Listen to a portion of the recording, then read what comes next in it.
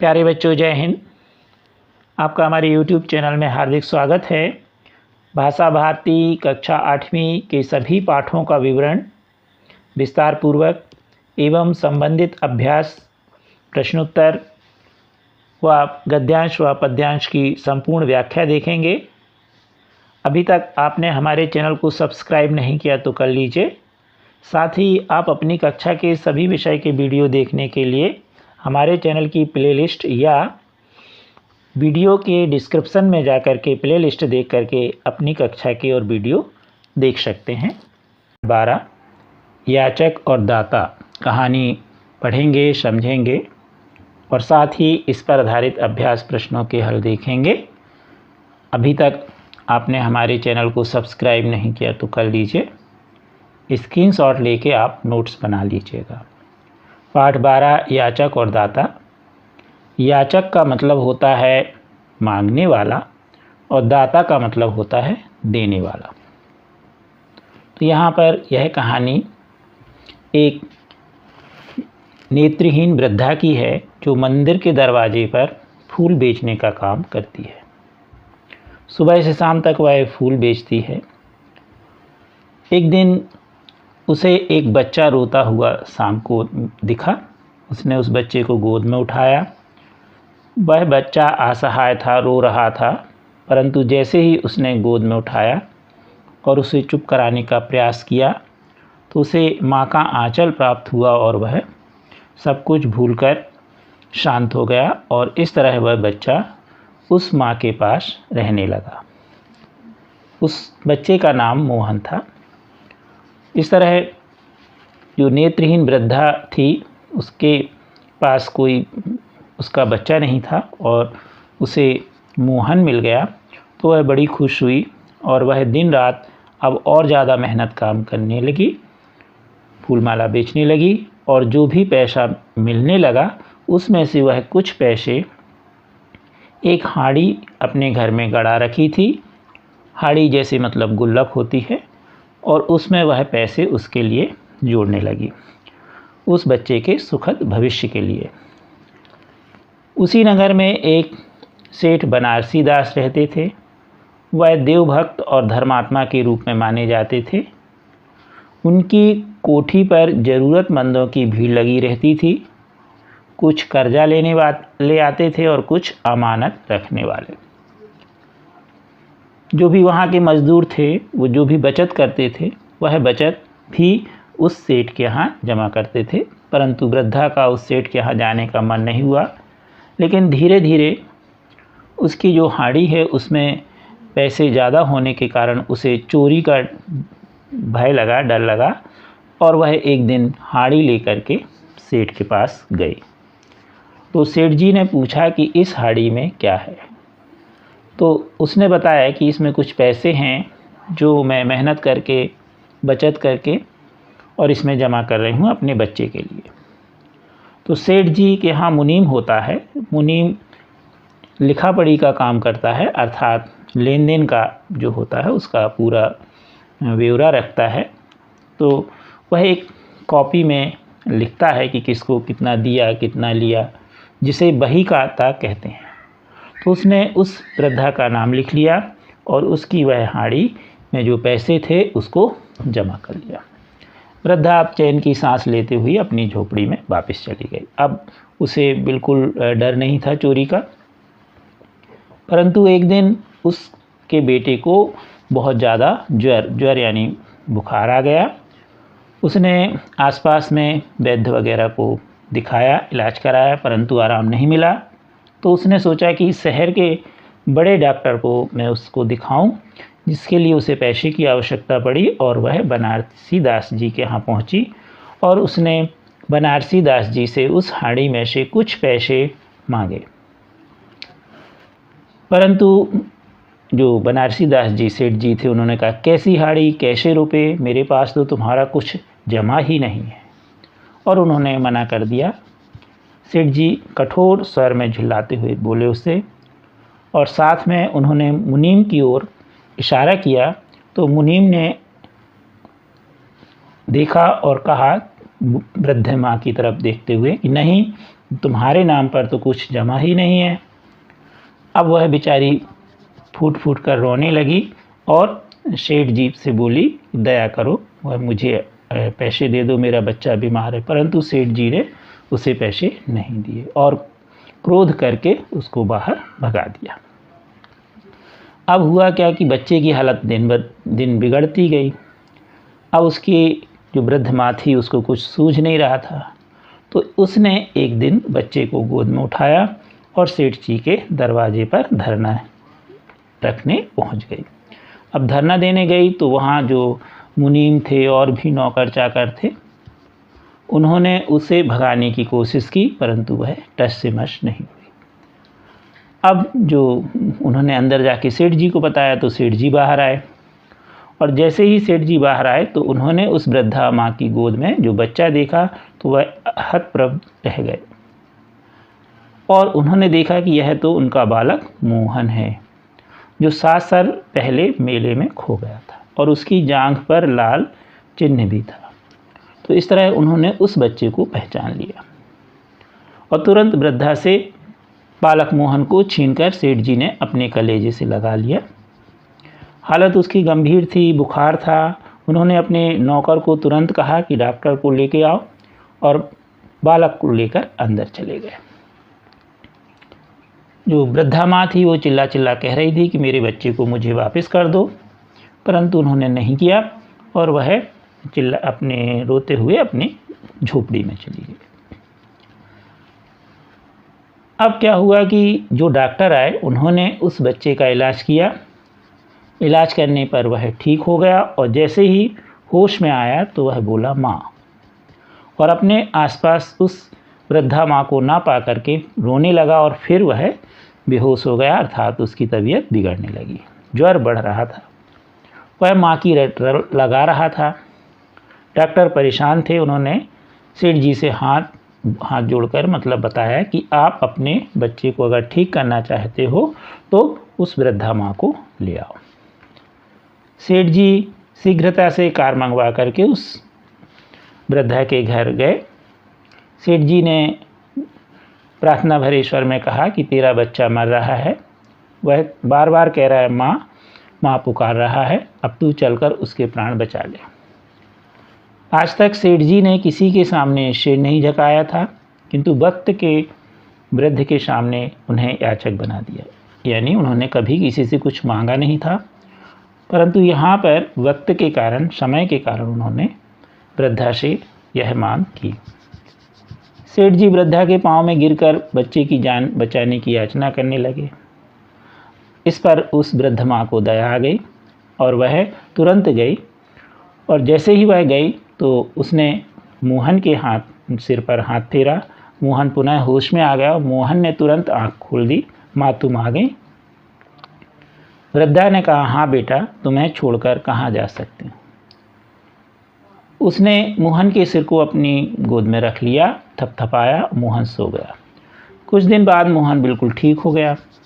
अब जब मोहन ठीक हो गया, जो दवाइयाँ से काम नहीं हुआ वह वृद्धा माँ की ममता से काम हो गया। अब वृद्धा माँ जो थी वह अपने झोपड़ी वापस जाने लगी। तो सेठ जी ने उससे मोहन के पास रुकने के लिए कहा, वह नहीं मानी और वह जाने लगी। सेठ जी ने रुपयों की वह हाड़ी उसे देते हुए कहा तो उसने क्षमा मांगते हुए उसे लौटा दी। तो सेठ जी ने क्षमा मांगते हुए वह लौटाई। तो उसने कहा कि नहीं, यह तो मैंने मोहन के लिए पैसे इकट्ठे किए हैं, अब मुझे यह हाड़ी नहीं चाहिए, उसी को दे देना। वृद्धा सेठ जी की धरोहर मोहन को सेठ जी के हाथ छोड़कर लाठी टेकते हुए अपनी झोपड़ी में लौट गई। इस प्रकार इस कहानी में जो सेठ हैं वह कभी किसी के सामने कुछ उन्होंने मांगा नहीं था, हमेशा देते थे, अर्थात दाता थे, परंतु आज यहाँ पर वह याचक हो गए और जो वह वृद्धा माँ थी वह क्या हो गई, दाता। देखेंगे अभ्यास प्रश्न। आप अपनी कक्षा के सभी विषय के वीडियो देखने के लिए चैनल के प्लेलिस्ट में जाने के लिए आप वीडियो से ही जहाँ मोर लिखा है डिस्क्रिप्शन में, यहाँ पर आप चले जाएं। जैसे ही आप जाएंगे तो इस तरह से यह पेज खुल जाएगा। पुनः आप मोर पर क्लिक कर दीजिए तो ये आपकी कक्षा के सभी विषय की प्लेलिस्ट आ गई है। अब मान लो कि हमें 8वीं की सामाजिक विज्ञान देखना है तो यहाँ पर हम क्लिक कर देंगे। तो जैसे ही हम क्लिक करेंगे तो हमारी यह प्लेलिस्ट खुल चुकी है और अब हम इसमें से जिस अध्याय का वीडियो देखना चाहें देख सकते हैं। अर्थ शब्दकोश से खोज कर लिखिए।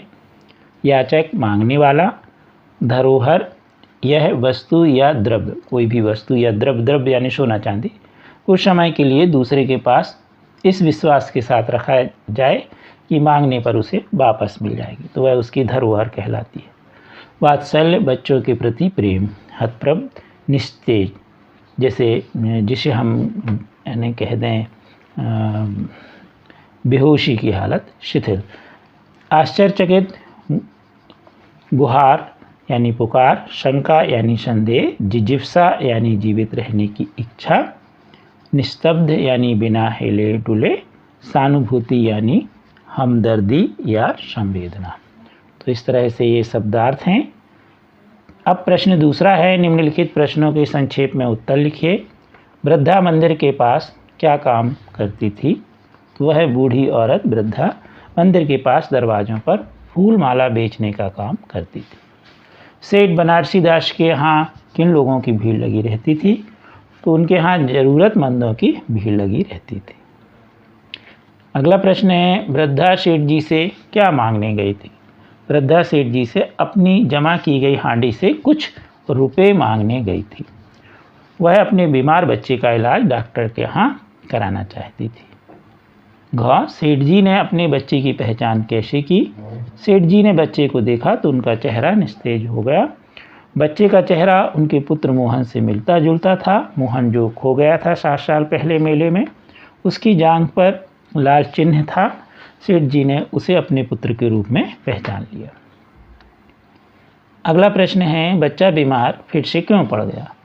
बच्चा दवाओं के प्रभाव से होश तो आ गया उसने अपनी आंखें खोली और माँ बोला। माँ उसके आसपास नहीं थी। वह रोने लगा और उसकी हालत फिर से बिगड़ने लगी। ममतामयी वृद्धा माँ के बिना वह बच्चा फिर से बीमार पड़ गया। अगला प्रश्न तीसरा है, उपयुक्त शब्दों का चयन कर रिक्त स्थानों की पूर्ति कीजिए। वृद्धा खाली स्थान टाट पर लेटी हुई, आंसू बहा रही थी, निस्तब्ध यानी बिल्कुल बेहोशी टाइप की। अगला है, असहाय बच्चे को देखकर माँ का खाली स्थान जाग गया, तो होगा ममत्व। आंसुओं में फूलों का और खाली स्थान और ममता की गंध आ रही थी, तो इसमें मकरंद आएगा। अगला प्रश्न है, सेठ जी बच्चे को देखकर कैसे रह गए? तो वो एकदम हतप्रभ रह गए। वात्सल्य की तड़प ने वृद्धा की खाली स्थान बढ़ा दी, जिजीप्सा यानी जीने की इच्छा। अगला प्रश्न है, सही जोड़ी बनाइए। यहाँ पर हमने सही जोड़ी बना दी है, आप इस तरह सही जोड़ी बना लें। तो फूल का होगा फुलवारी, याचक का होगा दाता, माँ का होगा ममता, मंदिर का होगा पूजा और मानव का होगा मानवता। इस तरह आप बड़े आसानी से जोड़ी बना सकते हैं। प्रश्न 5वां है, निम्नलिखित प्रश्नों के उत्तर विस्तार से दीजिए। वृद्धा को उसकी मंजिल किस तरह मिल गई थी? कोई बच्चा अपनी माता पिता से भटक गया था। उसने देखा कि वह बच्चा असहाय है और रो रहा है, तो उस वृद्धा ने उस बच्चे को अपनी गोद में बैठाया और उसे रोते हुए बच्चे को शांत कराने की कोशिश करने लगी। बच्चे को माँ की ममता मिल गई, उसे माँ का आंचल मिला। वह अब सभी कुछ भूल चुका था। वह वृद्धा के पास रहने लगा। इस तरह वह चाहने लगी कि काफ़ी लंबे समय तक वह जीवित रहे। अब वह पहले से अधिक मेहनत करती। बच्चे की बजाय से वह अपने घर शीघ्र लौट आती। बच्चा माँ के प्यार को प्राप्त करके बहुत ही प्रसन्न था। वृद्धा अपनी झोपड़ी में हांडी गड़ा कर रखी थी। दिन भर की मेहनत से कुछ कमाए हुए पैसे बचत करती थी, क्योंकि उसे बच्चे के भविष्य की चिंता थी। वह उस बच्चे को अच्छे से अच्छा खिलाती पिलाती और पहनाती। वह उसे हर तरह से खुश रखना चाहती थी। इस तरह उसकी जो मंजिल थी वृद्धा की, वह उसको मिल गई। मोहन कौन था, वह वृद्धा के पास कैसे आया? तो मोहन किसी नगर के सेठ बनारसी दास का बेटा था। वह छोटी उम्र में ही अपने घर से बिछड़ गया था। उसे वृद्धा ने अपने पास रखा। वृद्धा का सहारा पाकर, दुलार पाकर वह वहीं रहने लगा। माँ की ममता पाकर वह अपने माता पिता को भूल गया। उस वृद्धा ने बड़े वात्सल्य से उसका पालन पोषण किया, परवरिश की।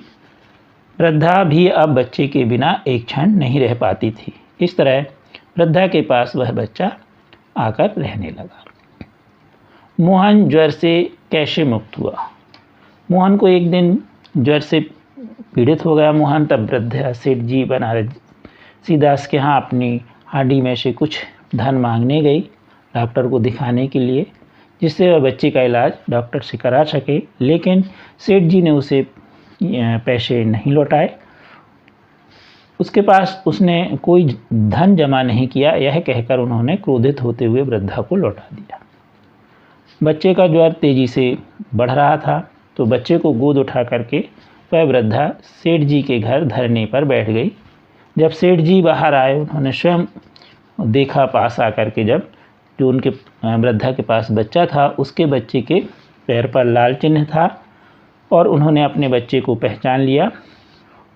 तो उस जो लगभग आज से 7 साल पहले मेले में गुम हुआ था, वृद्धा ने उस बच्चे को देने से जब इनकार कर दिया, तो सेठ जी ने बच्चे को ज़बरदस्ती छुड़ा लिया और वहाँ से वो ले गए और अच्छे डॉक्टर को दिखाया।